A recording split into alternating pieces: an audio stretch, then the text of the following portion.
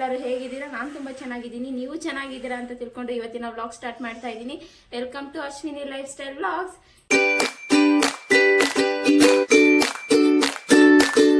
ಇನ್ನು ಯಾರು ನನ್ನ ಚಾನಲ್ನ ಸಬ್ಸ್ಕ್ರೈಬ್ ಆಗಿಲ್ಲ ಅಂದರೆ ಪ್ಲೀಸ್ ಬೇಗ ಬೇಗ ಹೋಗಿ ಸಬ್ಸ್ಕ್ರೈಬ್ ಮಾಡ್ಕೊಳ್ಳಿ. ಮತ್ತು ಪಕ್ಕದಲ್ಲೇ ಕಾಣುತ್ತೆ ಬೆಲ್ ಐಕಾನ್ ಕ್ಲಿಕ್ ಮಾಡಿ, ಲೈಕ್ ಮಾಡಿ, ಶೇರ್ ಮಾಡಿ, ಕಮೆಂಟ್ ಮಾಡಿ ಅಂತ ಹೇಳ್ತಾ ಇವತ್ತಿನ ವ್ಲಾಗ್ ಸ್ಟಾರ್ಟ್ ಮಾಡ್ತಾ ಇದ್ದೀನಿ.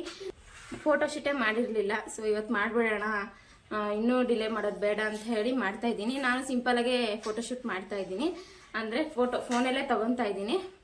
ನಾನು ಹೇಗೆ ಮಾಡ್ತೀನಿ ಅನ್ನೋದನ್ನ ನಿಮ್ಮ ಹತ್ರನೂ ಶೇರ್ ಮಾಡ್ಕೊತೀನಿ, ಬನ್ನಿ. ನಾನು ಮಾಡ್ತಾ ಇರೋದು 9 ಮಂತ್ಸ್ ಫೋಟೋಶೂಟು.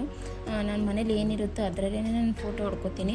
ನಾನು ಅದಕ್ಕೆ ಅಂತಲೇ ಎಕ್ಸ್ಟ್ರಾ ಖರ್ಚು ಏನು ಹಾಕಿ ತೊಗೊಂಬರಲ್ಲ.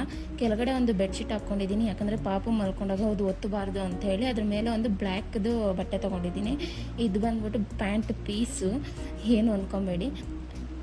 ಆಮೇಲೆ ನಾನು ಫೋಟೋಶೂಟ್ ಮಾಡೋಕ್ಕೆ ಅಂತ ಎಲ್ಲ ರೆಡಿ ಮಾಡಿಕೊಂಡ್ರೆ ನನ್ನ ದೊಡ್ಡ ಮಗ ಏನೇನೋ ಎತ್ಕೊಂಡು ಹೋಗೋದು, ನಾನು ಮಾಡಿದರೆ ಅದನ್ನೆಲ್ಲ ಎಳಿಯೋದು, ಅಮ್ಮ ನನಗಿದು ಬೇಕು ಅದು ಬೇಕು ಅಂತ ಆಟ ಮಾಡ್ತಾಯಿದ್ದೆ ತುಂಬಾ. ನನ್ನ ಚಿಕ್ಕ ಮಗನ ಒಂದು ಕಡೆ ಏನೋ ಒಂದು ಕೊಟ್ಟು ಕುಣಿಸ್ಬಿಟ್ರೆ ಅವನು ಸುಮ್ಮನೆ ಇರ್ತಾನೆ ಆಟ ಆಡಿಕೊಂಡು. ಬಟ್ ನನ್ನ ದೊಡ್ಡ ಮಗ ಹಾಗಲ್ಲ, ಎಳಿಯೋದು, ಆಮೇಲೆ ಅದು ಎಳಿಯೋದು, ಇದು ಎತ್ಕೊಂಡು ಹೋಗೋದು, ಆಮೇಲೆ ತುಂಬ ಹೊಡೆದಾಕೋದು ಎಲ್ಲ ಮಾಡ್ತಾನೆ ಇದ್ದ. ಆಮೇಲೆ ನಿಧಾನವಾಗಿ ಹೆಂಗೋ ನನ್ನ ತಲೆ ಒಂದು ಸ್ವಲ್ಪ ಓಡಲೇ ಇಲ್ಲ, ಏನು ಮಾಡಬೇಕು ಹೇಗೆ ಮಾಡಬೇಕು ಅಂತ. ನನಗೆ ಹೇಗಾಗಿ ಬರುತ್ತೋ ಹಾಗೆ ಸಿಂಪಲಾಗೆ ನಾನು ಫೋಟೋಶೂಟ್ಗೆ ರೆಡಿ ಮಾಡಿಕೊಂಡೆ. ನೀವು ನೋಡ್ತಾ ಇರ್ಬೋದು, ಎಲ್ಲ ಎಳಿತಾನೆ. ನಾನು ಒಂದು ಮಾಡಿದ್ರೆ ಅವ್ನು ಇನ್ನೊಂದು ಹೇಳ್ಕೊಂಡು ಬರ್ತಾ ಇರ್ತಾನೆ. ನಾನಿವತ್ತು ಹೇಗೆ ಮಾಡ್ತಾಯಿದ್ದೀನಿ ಅಂದರೆ, ನನ್ನ ಹತ್ರ ಇರೋ ಬ್ಯೂಟಿ ಪ್ರಾಡಕ್ಟ್ಸಿಂದ ನಾನು ಮಾಡ್ತಾ ಇರೋದು ಸಿಂಪಲ್ಲಾಗಿ ಮಾಡ್ತಾಯಿದ್ದೀನಿ. ಬ್ರಷ್ಷು ಮತ್ತು ಹೈಲೈನರು ಮತ್ತು ಲಿಪ್ಸ್ಟಿಕ್ಕು, ಕಾಜಲು, ಅದೇನೇನಿರುತ್ತಲ್ಲ ಫೌಂಡೇಶನು, ಅದು ಆ ಥರ ಐಟಮ್ಸ್ ಇಟ್ಕೊಂಡೆ ನಾನು ಮಾಡ್ತಾಯಿದ್ದೀನಿ. ನಾನು ಮಂತ್ಲಿನೂ ನಾನು ಫೋಟೋಶೂಟ್ ಮಾಡಿದ್ದೀನಿ. ಬೇಕಿದ್ರೆ ಲಾಸ್ಟಲ್ಲಿ ಕ್ಲಿಪ್ಪಿಂಗ್ಸ್ ಸಹ ಹಾಕ್ತೀನಿ, ಒಂದು ರೀಲ್ಸ್ ಮಾಡಿ ಹಾಕ್ತೀನಿ. ಇಲ್ಲಾಂದರೆ ಫೈನಲಿ ಫೋಟೋಶೂಟ್ಗೆಲ್ಲ ರೆಡಿ ಮಾಡಿ ನನ್ನ ಮಗನೂ ರೆಡಿ ಮಾಡಿಕೊಂಡೆ.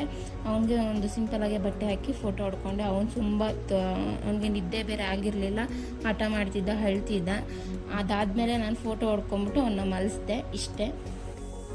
ಸೊ ಇವಾಗ ನಾನು ಬೆಟ್ಟದ ನೆಲ್ಲಿಕಾಯಿ ಜ್ಯೂಸ್ ಮಾಡ್ತಾಯಿದ್ದೀನಿ. ಅದಕ್ಕೆ ನಾನೇನೇನು ತೊಗೊಂಡಿದ್ದೀನಿ ಅಂತಂದರೆ, ಒಂದು ಎರಡು ಆಗೋಷ್ಟು ಬೆಟ್ಟದ ನೆಲ್ಲಿಕಾಯಿ ಕಟ್ ಮಾಡಿ ಇಟ್ಕೊಂಡಿದ್ದೀನಿ.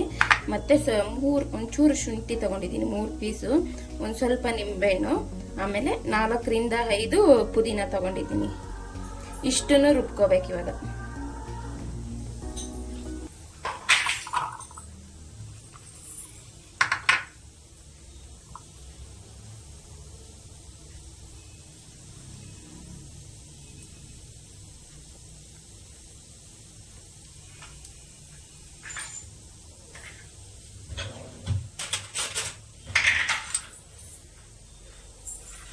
ಒಂದೇ ಒಂದು ಚೂರು ಉಪ್ಪು ತಗೊತಿದ್ದೀನಿ. ಯಾಕೆ ಉಪ್ಪು ತಗೊತಾ ಇದ್ದೀನಿ ಅಂದರೆ, ಅದು ಕಸರೆ ಹೊಡಿಬಾರ್ದು ಅಂತ.